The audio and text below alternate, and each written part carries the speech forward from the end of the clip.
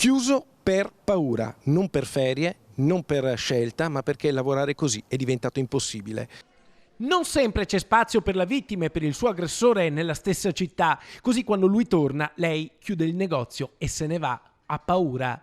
Questa è una storia che inizia a Vicenza sabato 31 maggio, quando un senzatetto magrebino distrugge l'allestimento esterno e costringe la titolare Margherita Parolin a barricarsi nel suo negozio di Corso Fogazzaro per sfuggire alla violenza dello sbandato. L'immigrato viene subito intercettato dalle forze dell'ordine. Per lui il questore firma il Daspo Willy, che gli impedisce accesso e stazionamento nelle immediate vicinanze di tutti gli esercizi pubblici e i locali che si trovano in centro storico. Ma per la commerciante è angosciante vederlo passare continuamente tutti i giorni. Sta passando a debita distanza e non nascondo che in ogni caso mi provoca un po' di agitazione. Poi, dopo 18 giorni di angoscia, finalmente Margherita Parolin torna a vivere quando l'immigrato irregolare viene portato dalla questura al centro di permanenza per i rimpatri di Gradisca di Sonzo.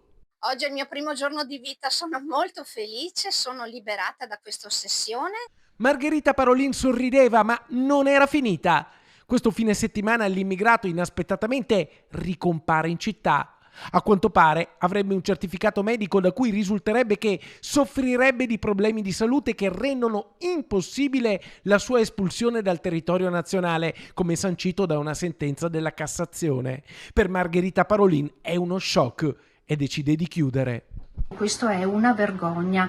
Io voglio protestare. Oggi ho deciso di chiudere il negozio perché ho paura, ma non solo per questo, perché voglio mandare un segnale molto chiaro. Le leggi oggi, la società è cambiata, l'immigrazione è cambiata.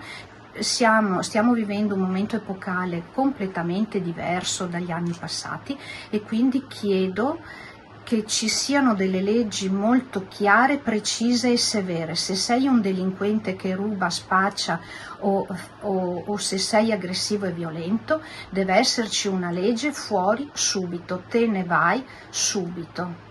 Deve esserci una legge per tutelare i cittadini, lo dice chiaro e tondo Margherita Parolin. Sullo sbandato oggi pende comunque un ordine di allontanamento dal territorio nazionale entro 7 giorni. A quel punto, se sarà ancora in Italia, l'iter per rimpatriarlo potrà riprendere. Certo, un sistema del genere scarica tutti i problemi sulla città e sui cittadini. Resta la protesta, resta un biglietto sulla vetrina, segno dei tempi, che avverte chiuso per paura.